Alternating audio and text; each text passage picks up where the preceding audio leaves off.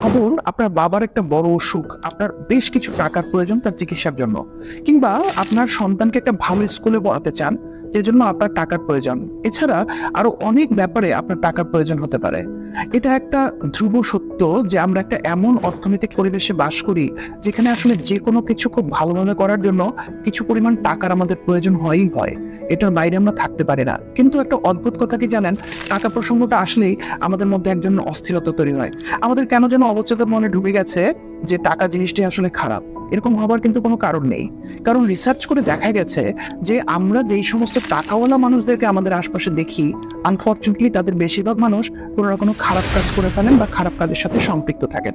এই কারণে আমরা প্রায়শই মনে করি টাকা মানেই খারাপ। আসলে টাকা মানে খারাপ কিছু নয়। আপনি সৎ উপায়ে আপনার মেধা, আপনার পরিশ্রম, আপনার কষ্টের মধ্য দিয়ে আপনি অবশ্যই উপার্জন করবেন। কারণ আপনার উপার্জিত অর্থ শুধু আপনার নয়, এই সমাজের এবং আমাদের